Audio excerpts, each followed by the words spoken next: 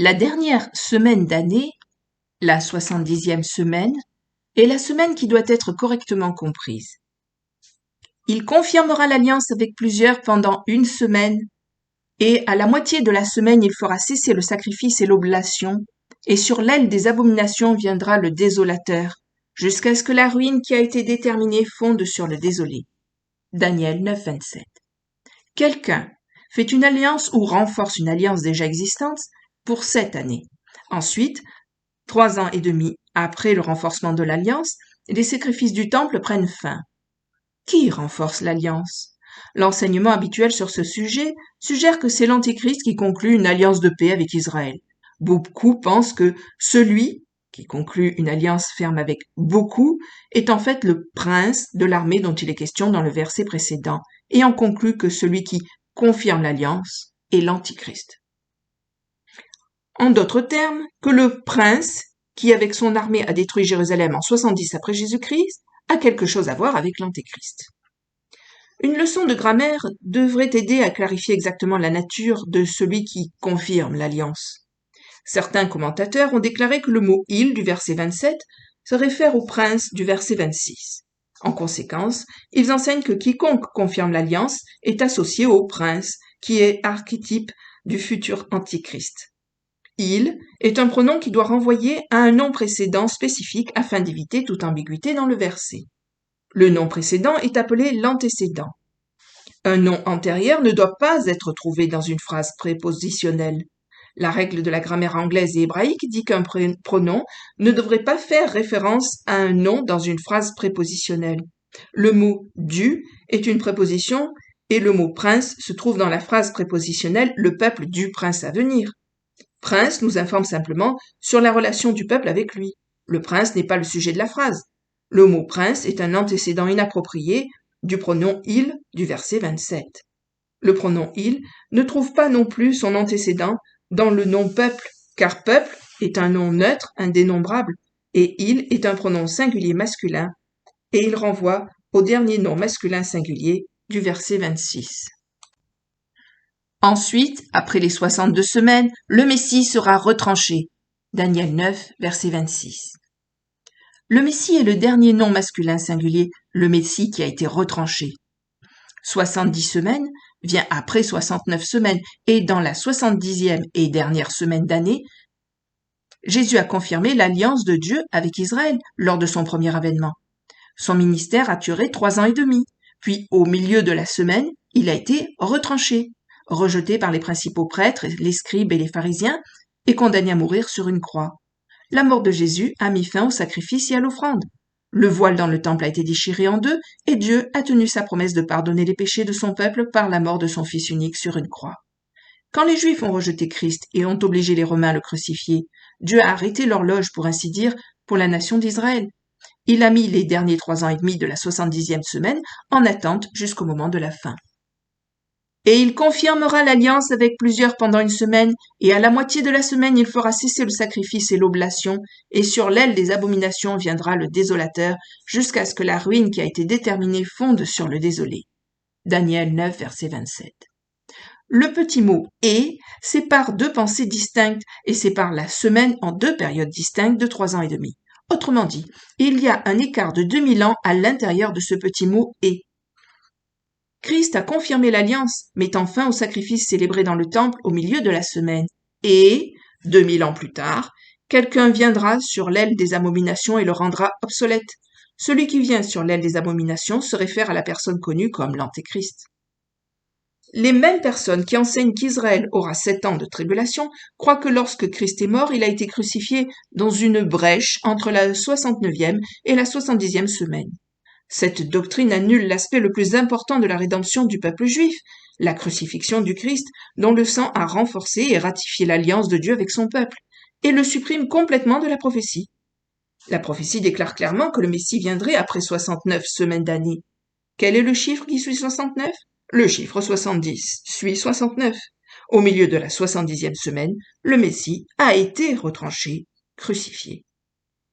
Sache-le donc et comprends, depuis l'émission de la parole ordonnant de retourner et de rebâtir Jérusalem jusqu'au Christ, le conducteur, il y a 7 semaines et 62 semaines.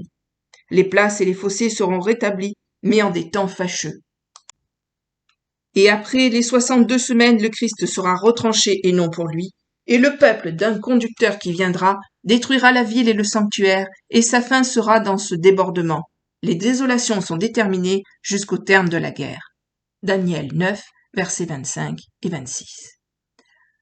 Au milieu de la 70e semaine, après 69 semaines, le Christ mettrait fin au sacrifice et à l'offrande par sa mort sur la croix. Sa mort prématurée a mis l'horloge rédemptrice d'Israël en attente. Cela signifie que les Juifs n'ont plus que 3 ans et demi à leur horloge. Leur horloge reprendra là où elle s'était arrêtée, à Pâques, au milieu de la 70e semaine, lors d'un événement que nous connaissons comme l'abomination de la désolation. À ce moment-là, le désolateur, l'individu également connu sous le nom de l'Antéchrist ou de fils de la perdition, prendra place dans le temple de Dieu, proclamant qu'il est Dieu. Jésus a prédit ce jour dans Matthieu 24, versets 15 à 18. Quand donc vous verrez dans le lieu saint l'abomination de la désolation dont le prophète Daniel a parlé, que celui qui lit fasse attention, alors que ceux qui seront dans la Judée s'enfuient aux montagnes, que celui qui sera en haut de la maison ne descende point pour emporter quoi que ce soit de sa maison, et que celui qui est au champ ne retourne point en arrière pour emporter ses habits.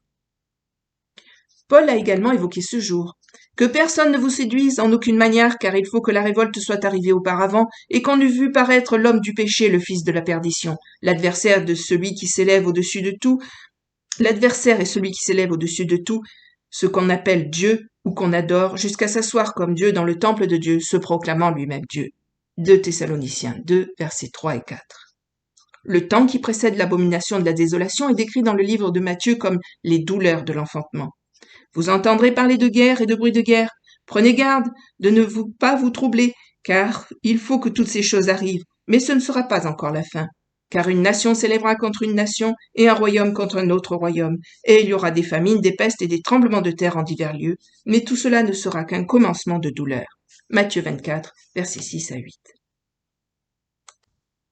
Les événements de l'Apocalypse se déroulent sur une période de 7 ans et nous donnent la chronologie des derniers jours pour les croyants.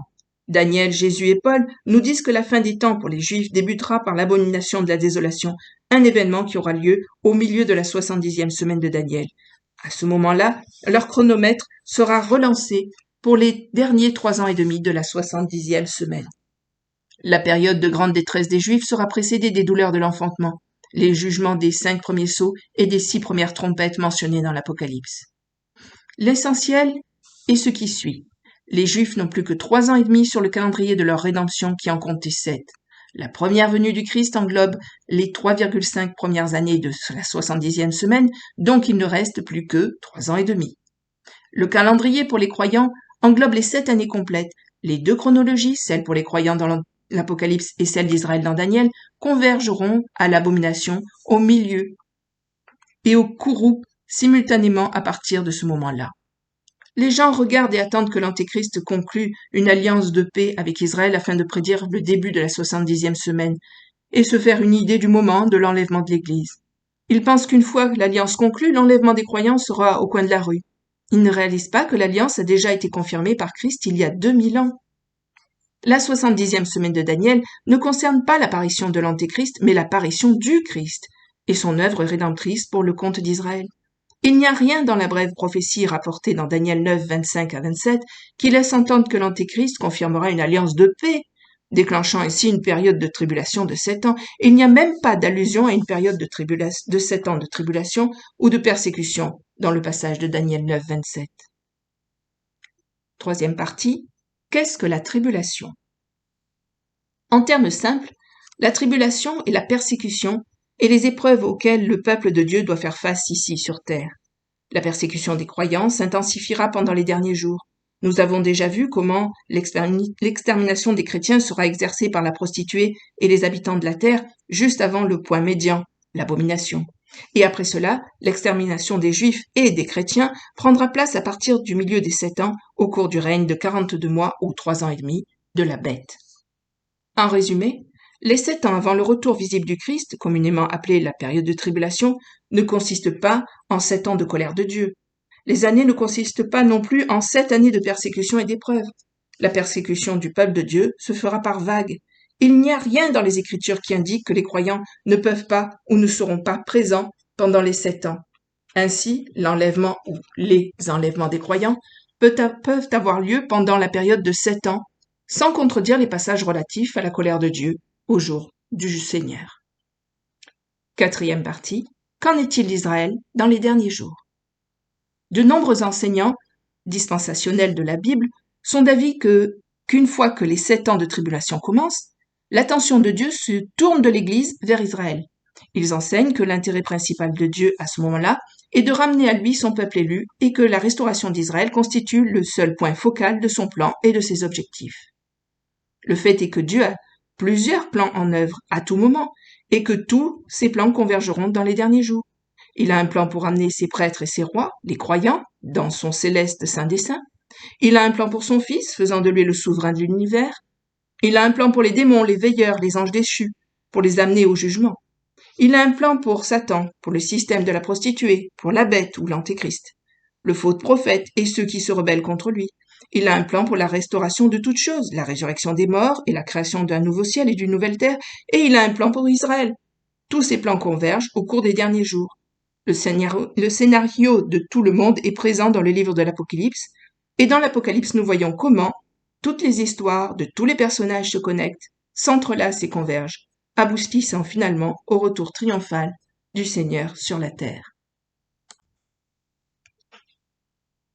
Fin de la lecture de ce chapitre. À bientôt. Merci. Au revoir.